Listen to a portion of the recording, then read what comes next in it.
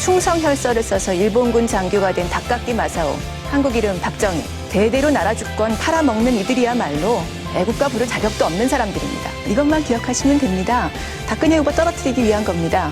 저는 박근혜 후보를 반드시 떨어뜨릴 겁니다. 통합진보당은 공식적으로 국정원의 내란 음모 사건은 라이프데이 모락수임을 분명히 합니다. 정권은 진보당을 훼손시켰습니다. 그러나 꿈도 사랑도 그 누구도 포기할 수 없기에 진보 정치는 누구도 포기하지 않습니다. 그 누구도 금지할 수 없습니다. 우리는 진보 정치의 길을 계속할 것입니다. 우리 국민들을 믿고 더 넓게 그리고 더 낮게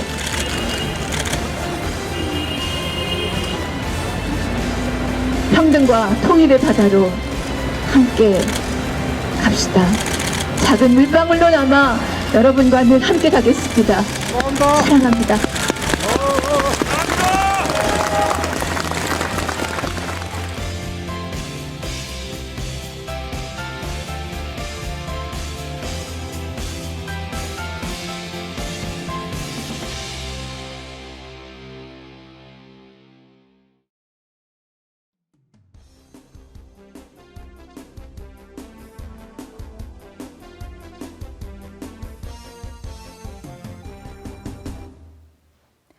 아마도 저를 알아보시는 분들은 이명박 박근혜 정부 시절의 일들을 떠올리실 듯합니다.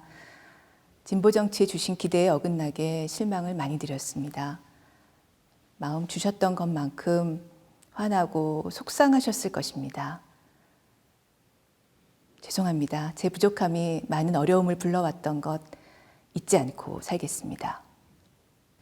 오늘 드리는 이야기도 저를 믿으시고 민중당을 선택해달라는 것이 못됩니다. 제가 누군가에게 저를 믿어달라고 할 만큼 가치 있게 살고 있지는 못하니까요.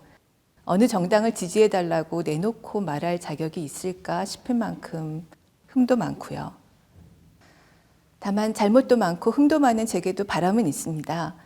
누구든 일하다가 죽지 않았으면 좋겠고 비정규직 알바 젊은이들에게 근로기준법이 제대로 된 보호막이었으면 좋겠습니다.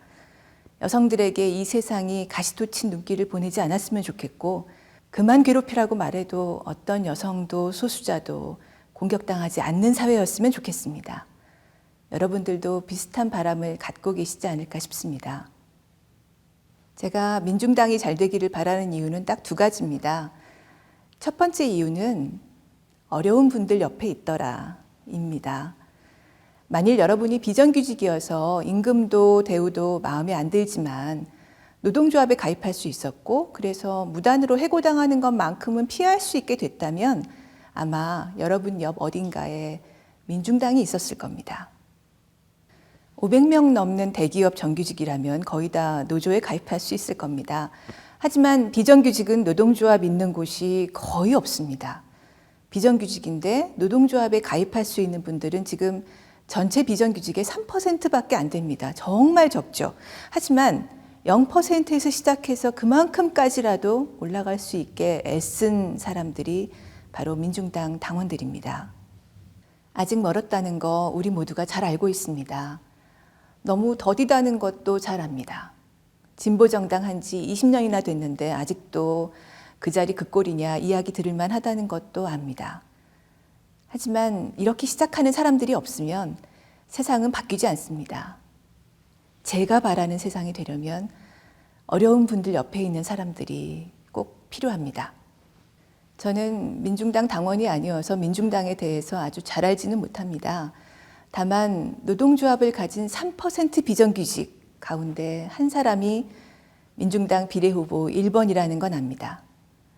여러분이 어려운 처지에 있을 때, 하지만 뭔가 바꾸고 싶을 때 바로 그 사람이 여러분 근처 어딘가 있을 겁니다. 엄청나게 유능하지는 못해도 여러분 목소리에 힘을 보태줄 겁니다. 스스로 어려워봤으니까요. 바꿔봤으니까요.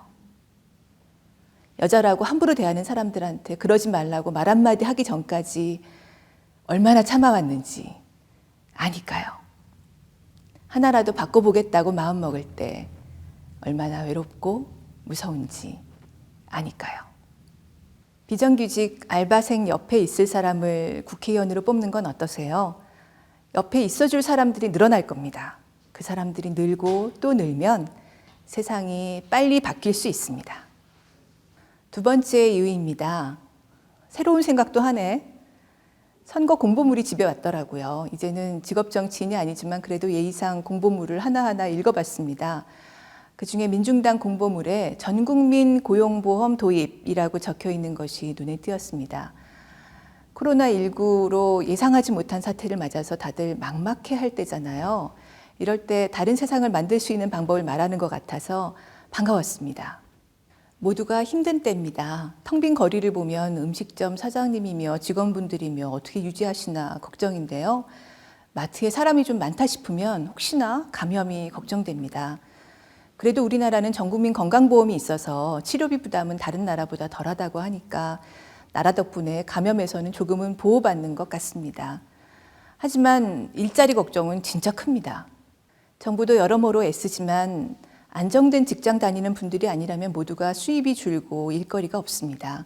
이럴 때 전국민 고용보험이 있었어야죠.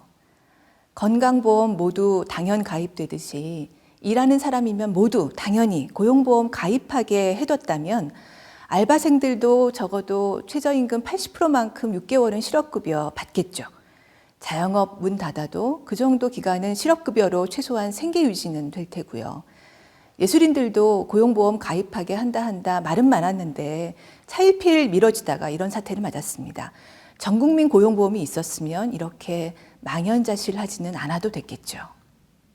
재난 기본소득도 필요하지만 금액이 작기도 하고 한두 번 받을 수는 있지만 줄창 받을 수는 없지 않습니까?